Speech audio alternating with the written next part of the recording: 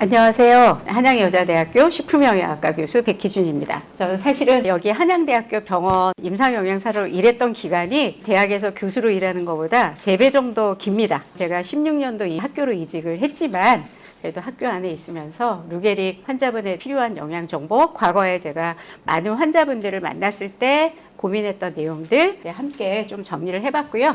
과거에는 영양 관리만 1시간 반 정도 굉장히 길게 A부터 Z까지 다 했는데 오늘은 이렇게 내용을 쫙 보니까 이제 다양한 분야의 구성이 더 좋더라고요. 그래서 제가 오늘 준비한 거는 영양 관리 중에서도 경과급식을 하기 전까지 연화장애가 있고 없고에 대한 부분에 대해서 집중적으로 설명드리려고 합니다. 그동안 제가 루게릭 환자분들을 만나면서 환자들은 뭘 고민하고 있는가, 이 자리에 계신 분들도 이런 생각을 많이 해봤을 겁니다.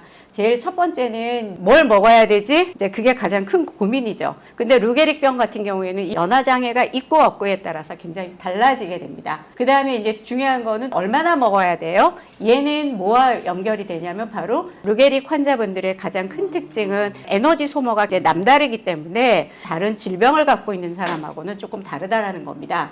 그 다음에 이제 심각한 게 액상의 음식, 물, 국, 차 이런 것들을 먹으면서 반복적으로 사례라는 게 이제 걸리게 되면 번거롭고 힘들기 때문에 식사 자체를 꺼려하게 되는 거죠. 그 다음에 아무래도 사람이 아프게 되면 일반적인 음식보다 조금 더 나은 치료적인 음식이 없을까 많은 사람들이 고민합니다. 사실은 전 세계적으로 굉장히 다양한 연구를 했지만 이게 루게릭병에 제일 좋은 음식이야 정확하게 이야기할 수 있는 거는 거의 없다라고 보시면 될 것 같아요. 그 다음에 이제 마지막으로 일반적으로 경구로 먹는데 양적으로 한계가 있다. 그러면은 우리가 보조적으로 경과급식이라는 걸 이제 도움을 받게 되고요. 오늘 3번째 강의에서 위루술에 대한 부분을 잘 듣고 가시면은 이 내용에 대해서 크게 도움이 될 겁니다. 루게릭병에서는 단계를 확인해야 되는데 가장 중요한 거는 내가 지금 연화장애 시작이 되었느냐, 얼마나 갖고 있느냐, 힘드냐 이런 것들에 따라서 영양관리의 목표라든가 관리 방법이 조금 달라질 수가 있습니다. 현재 나는 씹고 삼키는데 문제가 없어. 어떤 음식을 먹어도 장애가 없어. 이렇게 된다라면 다른 것 고민하지 마시고요. 일상적으로 잘 드시면 돼요. 잘 먹는데 균형식을 잘 먹으면 되는 거예요. 그 다음에 이제 연화장애가 있는 경우에 연화장애의 결과는 바로 영양불량이 되는 거예요. 영양불량은 삶의 질도 떨어뜨리지만 생명을 위협시킬 수도 있기 때문에 관리를 굉장히 잘해야 되고 내가 잘 먹고 있어? 뭘로 확인할 수 있냐면요. 가장 쉬운 방법은 체중 변화입니다. 제가 여기다 굉장히 복잡한 공식을 써놓고 했어요. 루게릭의 영양관리라는 거를 강의를 하게 된 게 2007년도더라고요. 내년이면 벌써 20년째 환우분들하고 대화를 하면서 제가 가장 기뻤고 영양사로서 이런 연구는 정말 필요해. 바로 이 연구였어요. 14년도에 나왔던 루게릭 환자들에게 적정 에너지 소모량을 계산하는 공식이 나왔는데 나랑 똑같은 고민을 한 사람들이 있었구나. 왜냐하면 루게릭은 여러분들 아시겠지만 많은 에너지를 소모하게 되는 거죠.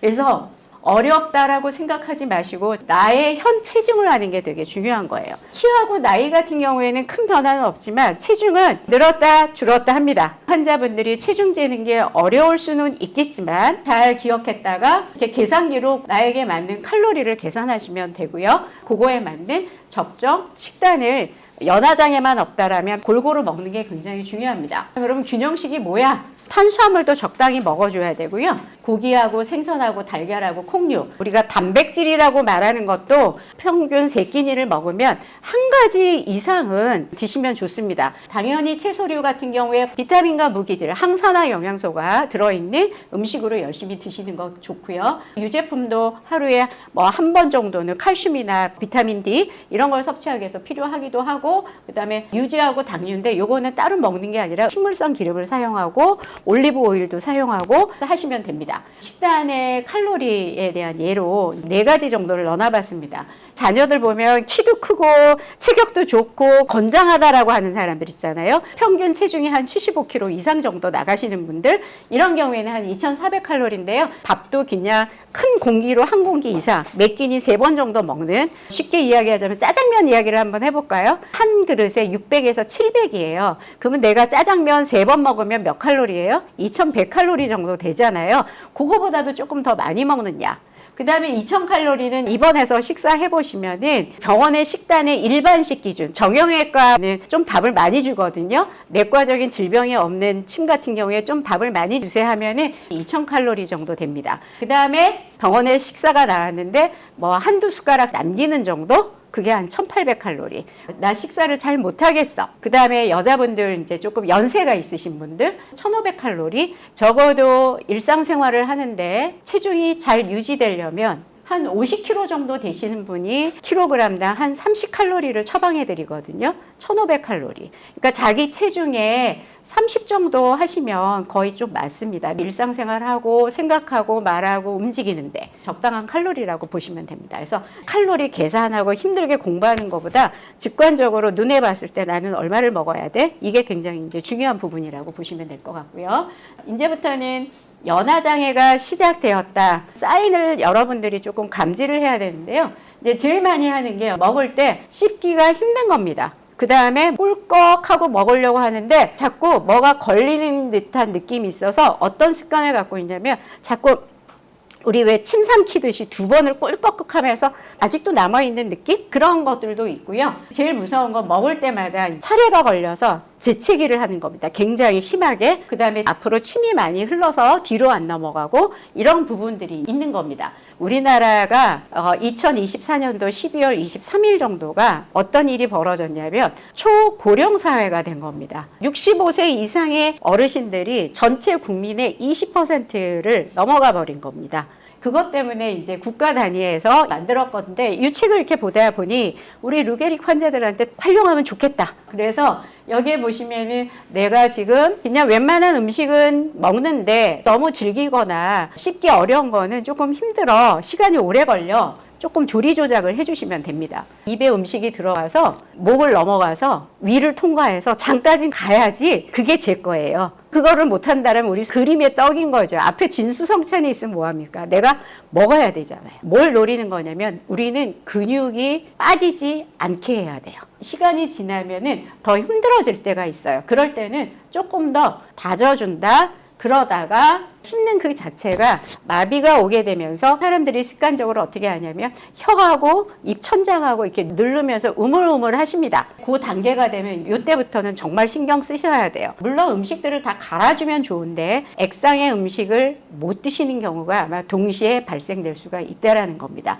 저는 루게릭 환자분들 입원하시게 되면은 한 3가지 정도를 물어보는데 최근 들어서 쌈을 싸서 먹었을 때 괜찮으셨습니까? 쌈 넣으면 막 씹어 먹어야 되고 여러 가지 식재료를 넣잖아요. 또 하나 물어보는 게 김이나 이런 걸 먹었을 때 괜찮았습니까? 김이라는 식재료는 조금 들러붙어요. 일반인들도 김 같은 거 먹고 나면 잘 끼고 천장에 붙고 하잖아요. 3번째가 물을 10번을 마시면 몇 번 정도가 사례가 걸려서 기침이 나오십니까? 라고 물어봐요. 자기의 상태를 정확하게 아는 것이 굉장히 중요한 거고 자꾸 이 빈도가 높아지는 걸 본인이 감지하게 되면 반드시 의료진과 올바른 평가를 해서 안전하게 먹고 체중이 감소되지 않도록 노력하는 거. 그게 이제 여러분들 임무라고 생각하시면 됩니다. 내가 일단 입에 들어가서 장까지 내려가게 해주는 거. 그게 나를 위한 최선의 목적이라고 보시면 됩니다. 요거는 전 세계적으로 국제연화곤란식 표준화 체계라는 게 있는데 6억 명이 여러분들과 비슷하게 연화장애라는 거를 갖고 있고요. A라는 병원에서 2단계 식사 먹었어야 했는데 B라는 병원에 갔더니 그 식사가 3단계인 거예요. 살에 걸려가지고 굉장히 위험한 상황까지 벌어지는 것을 예방하고자 만들어졌고 우리나라 병원에서는 이렇게 몇 가지로 나눴는데 아주 연화장애가 심하면 가름식이라 해서 갈아주면서 굳혀주는 음식을 먹어야 되고요. 아직 물을 마실 수 있는 정도가 되면 대부분이 곱게 다져주거나 썰어주게 되는 충분히 먹을 수 있습니다. 가장 안전한 음식이 어떤 음식이냐 제가 하나 예를 보여드릴게요. 음식을 한 숟가락 뜨고 나서 이렇게 기울였을 때요. 수저에 하나도 붙지 않고 똑 떨어져야 돼요. 그게 나한테 안전한 음식이고요. 지금 자기 손가락을 이렇게 대가지고 바닥에다가 이렇게 꾹 한번 눌러보세요. 엄지 앞부분에 한 3분의 1 정도가 어떻게 돼요? 하얗게 되죠? 그 압력이 음식을 입에다 넣었을 때 음식을 부수기 위해서 혀로 누르는 압력이에요. 그 정도 눌러졌을 때 바나나처럼 흐트러지지 않고 모양이 그대로 있어야 됩니다. 그래서 고기 같은 거도 눌렀는데 뿔뿔이 흐트러져 버린다. 그러면 위험한 음식이 될 수 있어요. 음식끼리 뭉쳐져 있어야 된다는 이야기고, 세 번째는 음식 사이즈가 있는데 포크가 있으면 포크 사이에 들어가는 정도의 사이즈가 있어야 되고, 나중에 뒤에도 이야기하겠지만 국수 같은 경우에는 2cm 정도 잘라주게 되면 수저로 이렇게 떠먹을 수 있게끔 이렇게 해야 되는데, 이 말이 무슨 말이냐면 루게릭 환자분들한테는 안전한 음식은 바로 이런 음식입니다. 입안에 있을 때 음식끼리 뭉쳐져 있어야 돼요. 천장에 붙으면 안 돼요. 여러분 웨하스 아시죠? 웨하스. 바삭거리긴 하지만 입에 들어가면 어때요? 입 천장이고 치아하고 붙으면서 내가 그거를 꿀꺽 삼키려면은 물의 도움이 없이는 제대로 안 되죠. 카라멜 같은 거 이런 거는 끈적거리고 위험한 음식이에요. 그래서 음식끼리 뭉쳐져 있지만 꿀꺽 했을 때 뒤로 넘어갈 수 있고, 그다음 마지막은 뭐냐면 삼켰을 때 식도를 따라서 부드럽게 모양대로 내려갈 수 있는 그런 형상의 음식들이 연화장애 있을 때 가장 안전하다. 병원에 보면 환자들의 주식이 죽입니다. 전 세계에서도 동양의 죽이 과연 연화장애 환자들한테는 안전한 음식인가가 몇 년 전에도 이슈가 됐던 게 있는데요. 자꾸 안 넘어가니까 밥을 물에다 말아 먹습니다. 이거 굉장히 치명적일 수 있어요. 고형 성분 쌀이 있고 물이요, 타이밍이 안 맞아서 따로따로 들어가면서 되게 위험한 음식이 돼버리는 거죠. 그래서 죽도 약간 점성은 있지만 똑 떨어지고, 포크로 떴을 때도 흐르지 않아야 되고, 포크로 딱 눌렀을 때도 퍼지지 않는 그런 죽이 연화장애가 아주 심할 때는 필요한 거고요. 이제 호박죽이라든가 잣죽이라든가 깨죽, 요거는 예쁘라고 이렇게 그림이 있는데, 이렇게 된 거 드시면 큰일 납니다. 얘가 없어야 돼요. 쉬운 말로 호박죽이면 호박만 동일하게 갈아진 거, 그래서 질감이 똑같고 사이즈가 똑같은 걸 먹어야 되지, 이렇게 고명을 넣는 거 그렇게 썩 좋은 건 아닙니다. 저한테 제일 많이 물어봤던 게 전복죽이었던 것 같아요. 그러면 전복이 보이지 않게 갈아서 끓여주는 게 가장 관건입니다라고 말씀드려요. 깨죽은, 들깨죽이나 참깨죽은 보면 그 입자가 있거든요. 견과류나 종실류는 질긴 껍질 같은 게 있는데 아주 예민하신 분은 그게 조금 걸릴 수도 있어요. 그래서 그거는 조금 상황을 보시면서 드시면 될 것 같아요. 자, 그 다음에 이제 반찬을 먹어야 되는데 어떤 식재료를 해야 되느냐. 가장 좋았던 거는 이제 계란찜하고 두부 같은 거 잘 뭉쳐져 있고 부드럽고 잘 삼켜지고, 고기 같은 거 아까 제가 보여드렸죠. 완전히 갈아서 두부랑 섞어서 패티를 만들어서 이렇게 드시면은 굉장히 잘 드세요. 그 다음에 생선은요, 가시가 가장 관건이기 때문에 살만 갈아가지고 다시 모양을 만들어주면은 굉장히 좋은 식재료가 됩니다. 새우도 살만 다 뜯어서 갈아가지고 다시 뭉쳐주잖아요. 퍼지진 않아요. 그렇지만 혀로 누르게 되면 살이 잘 부서져요. 굉장히 유용한 식재료고요. 채소는 제가 나중에 또 한번 보여드릴 거고요. 해조류 중에 매생이 있잖아요. 매생이 죽은 부드럽게 잘 넘어가더라고요. 근데 이게 가능하지 않으신 분이 있어요. 그래서 항상 먹어보셔야 돼요. 블렌더로 갈아서 입자가 균질하게 될 수 있는 모든 식재료는 다 쓸 수 있지만 김이라든가 입에 들어가면 들러붙어요. 고춧가루와 후추는 목에 들어가면서 사례를 유발할 수가 있기 때문에 주의를 하셔야 되고요. 갈아도 찌꺼기가 많이 남는 식재료, 아까 제가 깨죽은 조금 걸리고 호두죽이나 이런 것들은 조금 신경이 쓰입니다라고 하는 게 잔존하는 그 찌꺼기들이 조금 있어서 예민하신 분들은 사례를 유발할 수 있어요. 그래서 좀 보셔야 될 필요가 있고, 이거는요 실제로 보여주는 게 제일 좋겠다 해가지고 부드러운 채소 중에 가장 대표적인 게 가지하고 호박이거든요. 가지는 삶으면 되게 부드러워지잖아요. 관건이 껍질인 거예요. 이걸 쓰시면 안 된다라고 보여드린 거예요. 그래서 처음부터 껍질을 제거하고 똑같이 삶았을 때 전체가 부드럽게 되지만 껍질이 있는 경우에는 안 된다라는 거예요. 집에서 그런 거를 잘 보시면 좋을 것 같고요. 애호박이에요. 얘도 씨하고 껍질을 많이 까지 않으면은 부서지지가 않아요. 생각보다. 양파가 생각보다 삶는데 물러지는데 시간도 오래 걸리고요. 걸려지는 게 많아서 양파 같은 건 무조건 다 갈아서 쓰시는 게 원칙입니다. 아주 곱게 가르셔야 돼요. 요거 다 다운 받으실 수 있어요. 고령자가 먹기 좋은 조리 안내서라고 해서 치아로 먹을 수 있느냐, 혀로 눌러서 먹을 수 있느냐에 따라서 가족분들이 조금만 조리 조작해 주시면 영양 불량을 예방할 수가 있다. 여기 뭐 비빔밥의 모습, 요거 이제 국수 같은 거 되게 좋아하시는데 문제가 되는 게 물하고 국수가 입에 들어가면 쑥 하고 넘어가요. 그러다가 살에 걸리고, 요거와 관련돼서 일본에서 우동국수를 짧게 잘라주면 그래도 안전하게 먹을 수 있다. 뭐 이런 논문들이 계속 나오는데, 국수는 먹을 때 잘 잘라줘야 되는 게 중요한 거고요. 닭죽 먹고 싶으면 연화장애에 따라서 갈아줄 건지 아니면 닭살을 찢어줄 것인지, 왜냐면 닭살이 생각보다 질기거든요. 그러니까 푹 삶아서 잘 갈아주고 하는 것이 이제 굉장히 중요하다.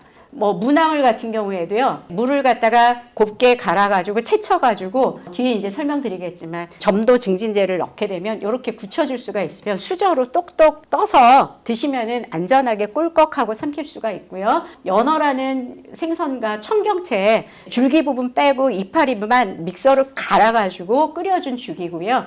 요거는 이제 소고기하고 카레에 살짝 넣어줘서 다 갈아서 이렇게 해준 것도 있고, 아까 이거 보여드렸죠? 바로 이게 새우볼 스튜인데, 새우를 갖다가 갈아가지고 수저로 일정한 크기로 이렇게 뚝뚝 떠서 끓여가지고 혀로 눌러서 먹게 되면 삼키기에 괜찮았던 것 같고, 요거는 새우하고 두부하고 갈아가지고 일정한 크기로 다시 만든 거를 하면 입안에서는 잘 부서져서 넘어갈 수 있는 게 있습니다. 요것도 제목을 치시게 되면 다운받을 수 있게끔 식약처에서 다 올려놓은 공개 정보이기 때문에 충분히 보실 수 있습니다. 이제 마지막 국과 물인데요. 이게 이제 제일 무서운 거죠. 물 먹을 때마다 살해가 걸려서 물을 잘 안 마십니다. 환자분들이 물을 잘 안 마시고 내가 화장실 가는데 남의 도움 받아야 되고 할까봐 참고, 영국 국가보건서비스에서 나온 거는 ALS 환자들이 하루에 한 2.5리터 정도 먹었으면 좋겠다. 좀 많은 것 같기도 한데 실제 연구 결과를 보면 환자분들이 반도 안 먹는다고 합니다. 요거 먼저 말씀드릴게요. 국은 먹어도 되느냐? 어느 정도 씻고 기능이 있는 분들은 잘게 자른 부드러운 미역국 같은 건 잘 드세요. 그 다음에 곰국에다가 밥 말아 먹거나 하는 거 위험하다라고 했는데, 어느 정도 기능이 있으신 분들은 천천히 드시면 되고 주변에서 산만하게만 안 하시면 돼요. 그 다음에 이제 맑은 국류에 보면은 채소 된장도 아까 말한 대로 가로 세로 한 1cm 정도 잘라가지고 끓이게 되면 국 같은 건 어느 정도 먹을 수가 있고, 특히 묵국 같은 건 되게 좋죠.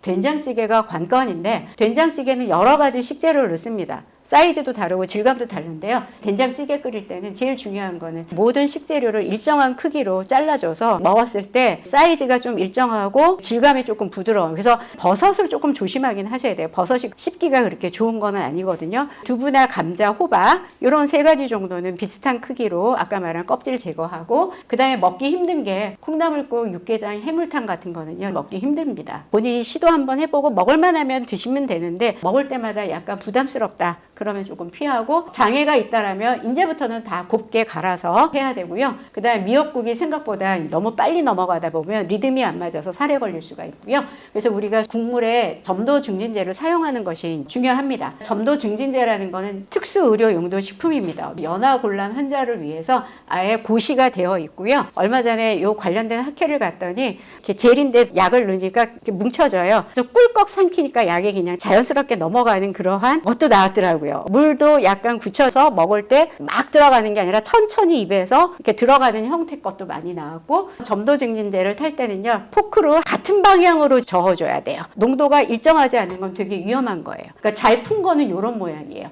그 다음에 많은 사람들이 점도 증진제가 조금 비싸기도 해서 전분을 사용하게 되는데, 어떤 일이 벌어지냐면 점성이 시간이 지나면 굳어버리고 일정하지 않아서 경우에 따라 음식 먹을 때 문제가 돼요. 그래서 점도 증진제는 이렇게 떠가지고 보면은 똑하고 부드럽게 한 번에 떨어집니다. 전분은요, 이렇게 풀처럼 들러붙습니다. 그래서 여러분 전문 제품을 사용하라고 하는 거고요. 또 어떤 게 있냐면, 죽을 곱게 간다고 해서 다 끓인 죽을 믹서에다 갈아버리면 어떻게 될까요? 호화가 더 돼서요, 풀처럼 돼버려요. 미음을 끓여가지고 거기다 점도 증진제를 넣게 되면 이렇게 굳혀서 먹을 수 있다는 거고요. 채소 반찬도 믹서에다 갈면은요, 시간이 지나면 물이 생겨요. 그러면 그것도 조금 안 좋을 수도 있어요. 그럴 때는 살짝 점도 증진제를 넣어주면 푸딩처럼 굳기 때문에 도움이 될 수가 있어요. 그래서 여러 용도로 쓸 수가 있다, 이제 설명드리는 거고요.